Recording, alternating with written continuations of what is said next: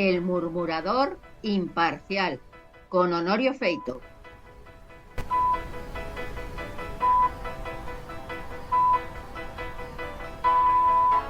Para mucha gente, la transición fue un periodo excelente en el que España dio una lección al mundo de cómo pasar de una dictadura a una democracia. Habría que definir el término dictadura y habría que definir el término democracia, porque no todas las dictaduras fueron iguales y no todas las democracias son iguales. Pero salvando estas diferencias, para entendernos, mucha gente, muchos analistas, muchos políticos de primer nivel y de segundo y de tercero y de quinto, ensalzan y valoran la transición como un periodo especial. A mí me gustaría matizar. Primero, la transición fue inevitable, no fue un artilugio que España se sacara de la chistera para demostrarle al mundo de lo que era capaz. No, la transición fue un momento inevitable y además inevitable por el hecho de que tenía que pasar de un sistema político a otro. Sobre quiénes tuvieron la responsabilidad de precipitar o de propiciar ese paso habría mucho que hablar, pero evidentemente el franquismo, sus cortes, dieron una lección al hacer un paso atrás para dejar que la vida continuara en la nación española. Pero tampoco me interesa resaltar eso. Lo que yo quiero decir es que donde muchos ven un momento espectacular y extraordinario, yo veo un periodo lleno de problemas, y no pocos problemas, y muchos problemas. Y sobre todo, muchos políticos lo han utilizado como una cortina de humo. ¿Para qué? Pues simplemente para llevar adelante sus propósitos, escondiendo a los españoles, a la sociedad española, lo que en realidad estaban tramando. Sin embargo, yo tengo una visión bastante más negativa de lo que fue la transición. Vamos a empezar aclarando que la transición era inevitable, esta u otra. La transición es inevitable, porque es el paso que da de un sistema político a otro y había que pasar a otro régimen. Y yo creo que todo el mundo estaba expectante ante lo que iba a pasar. De hecho, la famosa anécdota de Vernon Walters, cuando se presentó en Madrid para hablar con el caudillo, interesándose en qué es lo que el propio Franco había preparado para esa transición. Pero vamos a dejar al margen estas cuestiones. Yo digo que la transición tuvo puntos negros, muchos puntos negros, muchísimos puntos negros. ¿Y qué es lo que ocurrió en la transición desde mi punto de vista, desde incluso antes de la transición? Bueno, lo que ocurrió es que muchos políticos empezaron a organizarse para posicionarse, tan pronto muriese el caudillo, para empezar a ocupar parcelas de poder. Todos ellos se sentían, bueno, pues capaces de dirigir la nave de España, que era pues muy apetecible, y todos ellos se sintieron, pues, bueno, y se postularon para dirigir muchas parcelas de poder. Sin embargo, luego se fueron cribando. Pero, ¿qué es lo más importante? La traición. La traición. Se traicionó el régimen de Franco, se traicionó la historia reciente de España. ¿Qué es lo que hicieron entonces? Bueno, pensaron esos laboratorios donde se preparan las estrategias políticas que luego se desencadenan en la sociedad. En esos laboratorios, no sé cuántos, quizá uno solo, o quizá varios, o quizá muchos, lo primero que hicieron fue en pensar que el objetivo a cumplir era el odio. Había que crear una esfera de odio contra lo que acababa de terminar, contra el franquismo, contra los logros del franquismo y contra la figura de Francisco Franco. Porque creando esa esfera de odio, digamos que el denominador común es la ira, y esa ira había que inocularla en la sociedad, porque eso era la tela, la cortina de humo que permitía esconder la realidad de lo que estaba ya empezando a pasar y de lo que iba a pasar. En algún sitio he leído recientemente que había 3 estamentos interesados en armar el jaleo, es decir, en crear esa situación. Uno de ellos eran parte de los empresarios, que con eso conseguían echar abajo las leyes protectoras de los trabajadores en España que se habían conseguido en la época de Franco. El segundo estamento era la Iglesia.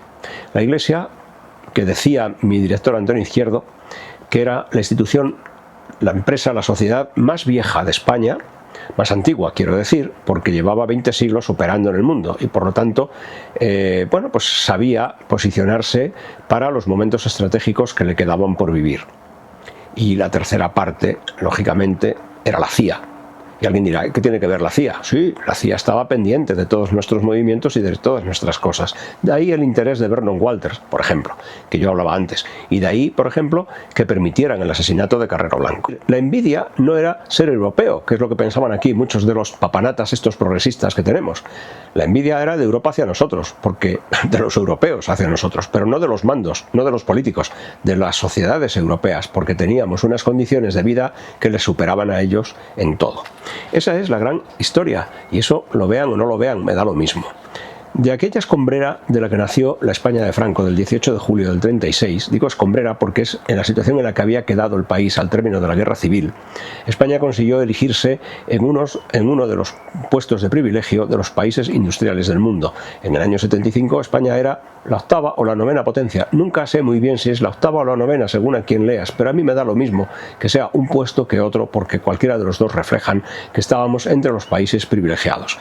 Con una justicia social que se había desarrollado en España como nunca antes se había desarrollado y que superaba en mucho a la de los países de nuestro entorno, con un crecimiento económico que se llamó el milagro español, que también superaba a los países de nuestro entorno, sin contar con las ayudas que tuvo la Europa reconstruida tras la Segunda Guerra Mundial con el llamado Plan Marshall. Bueno, de todo aquello había que desmontarlo, desmontarlo como el que desguaza un almacén y vende por partes, o una casa. Vamos a decir una casa que es más íntima, Desmontamos la casa y vendemos el cuadro de la abuela, el cestillo del ganchillo, la canastilla del perro, aquellas cosas íntimas que forman parte de un hogar. Bueno, pues estos las fueron vendiendo sin más y sin menos, olvidándose de que cada uno de aquellos objetos, en este caso cada una de aquellas empresas, había cubierto una función importante durante el franquismo. Y ahora llegaba el momento de desmantelar aquello para que Europa se encontrase un desierto, que es lo que necesitaban, en vez de ser un país competitivo a la hora de producir, ¿no? Que se encontrase un país de consumidores dispuestos a gastar. Ese fue el hecho importante.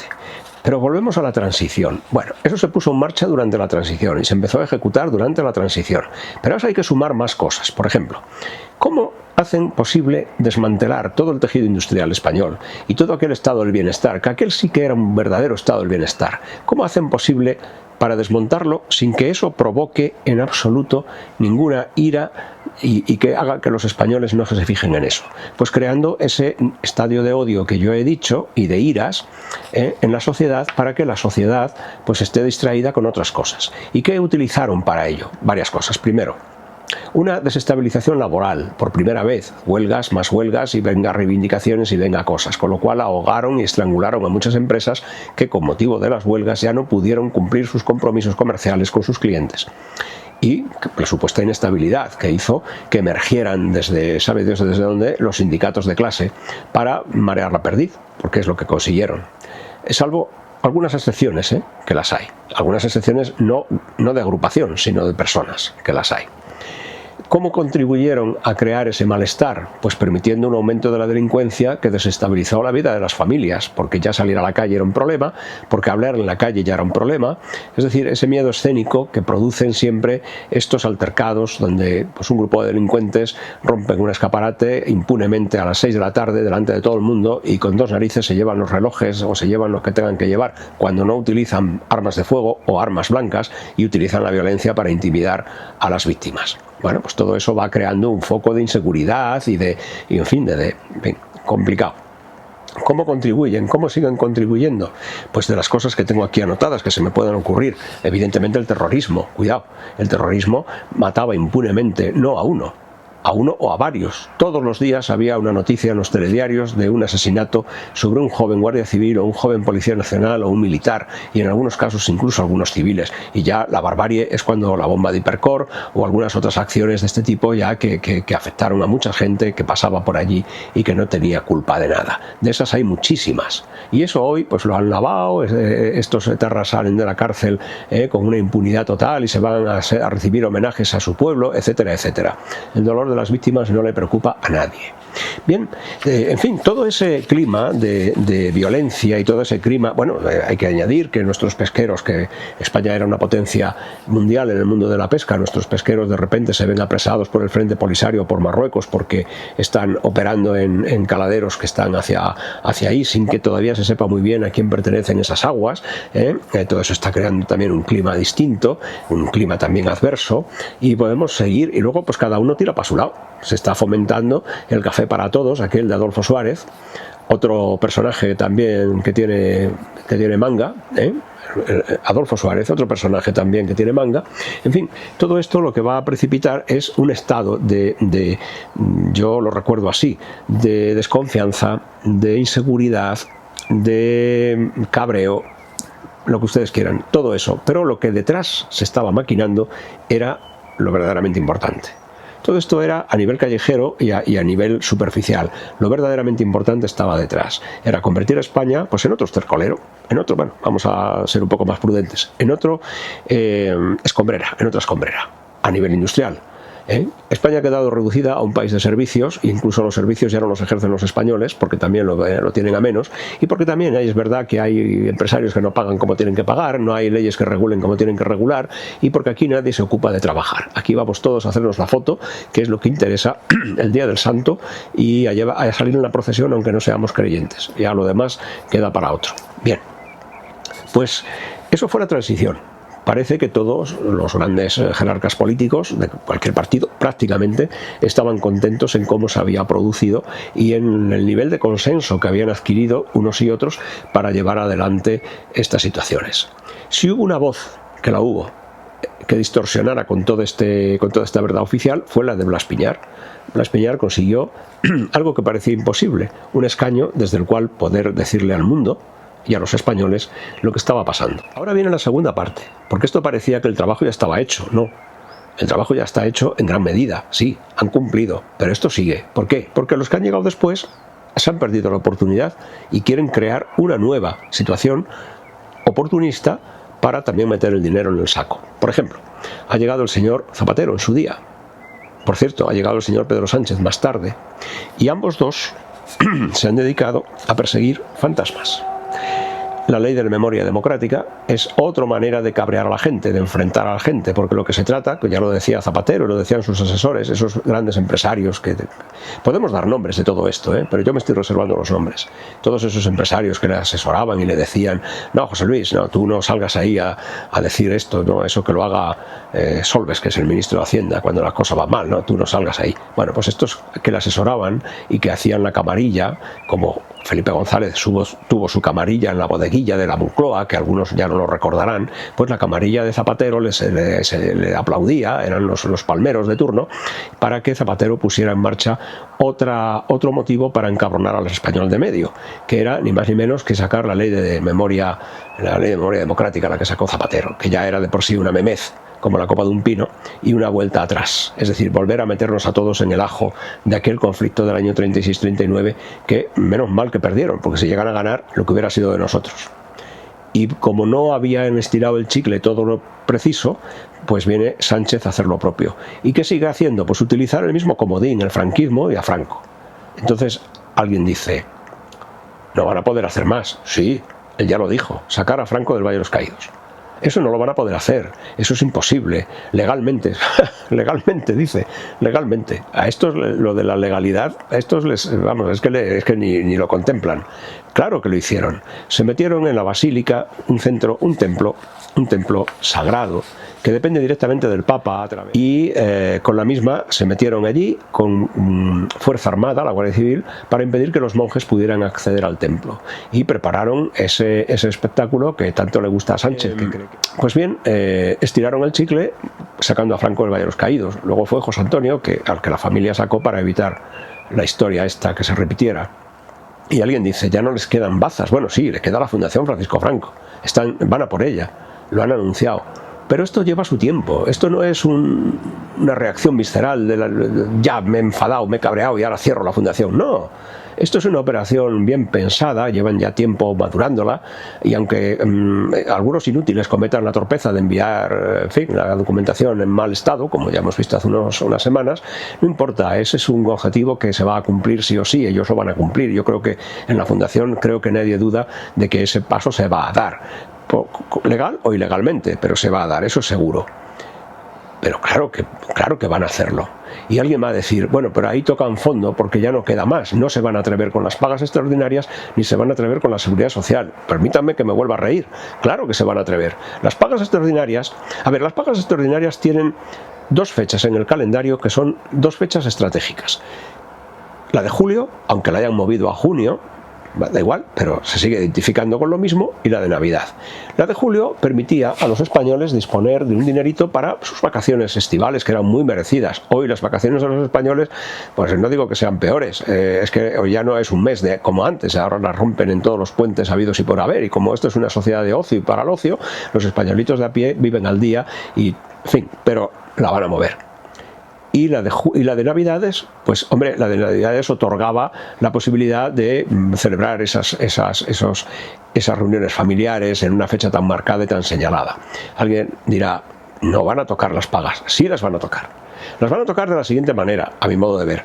Las van a meter en un vaso de agua como si fuese un azucarillo y que se diluyan en el vaso de agua. Pues van a hacer lo mismo, las van a unir al salario y van a hacer un cómputo dividido en 12 participaciones, que es la mensualidad. Va a subir la mensualidad un poquito, con las pagas va a subir un poquito, pero van a quitar el efecto y el simbolismo de las dos pagas. Las dos pagas que yo creo que los españoles mayoritariamente, si tuvieran que votar, si prefieren un prorrateo anual de los importes de las dos pagas o prefieren tenerlas como tal, yo creo que los españoles mayoritariamente van a decir no, que me las dejen como están. Primero, porque la de junio sirve para pagar la renta, que no es cualquier tontería, y la de Navidades, hombre, pues para seguir celebrando con la familia esa famosa cena del día de Nochebuena. Así es que, pero eso no lo van a respetar. Cuando llegue el momento, esas pagas las van a disolver, y aunque el efecto económico sea el mismo, el efecto moral, la sensación, lo que representan, no es lo mismo. Nos queda la seguridad social, porque no voy a seguir hoy, ya voy a tocar la seguridad social. Nos queda la seguridad social. No van a poder, no van a atreverse a quitar la seguridad social. Sí, no es que se atrevan a quitarla, es que la van a dinamitar. Ya vemos cómo está la seguridad social. Cada vez hay menos cotizantes y cada vez hay más beneficiarios. Porque aquí cualquiera, desde cualquier parte del mundo que tenga que arrancarse una uña de un pie, que en su país eso no se lo cubren, viene aquí a que se lo hagan, que se lo hacen gratis y bien, porque tenemos un cuadro médico muy bien formado y al Estado le cuesta mucho dinero formarlo. Y luego tenemos un cuadro médico profesional muy mal pagado, muy poco considerado, muy poco valorado y muy poco estimulado por los dirigentes. Pero no solamente es eso, la huelga de médicos que estamos viviendo, los contratos tan rastreros que están ofreciendo a los profesionales que necesitan, profesionales que ellos necesitan para mantener esto. Nadie los valora. Se tienen que ir a otros países, los que pueden, los que están dispuestos a ganar el dinero que aquí no ganan. No es una cuestión de ganar dinero, es una cuestión también de principios, de que no los traten de la manera rastrera que los tratan, y sé de lo que estoy hablando. Pero a lo que íbamos, y para no desviarnos del mensaje que yo quería transmitir, los dos símbolos, las pagas y la seguridad social, están también en entredicho. Por cierto, han imputado a Rodríguez Zapatero por un delito de blanqueo de capitales en el caso Plus Ultra. Pues ¿de qué estamos hablando?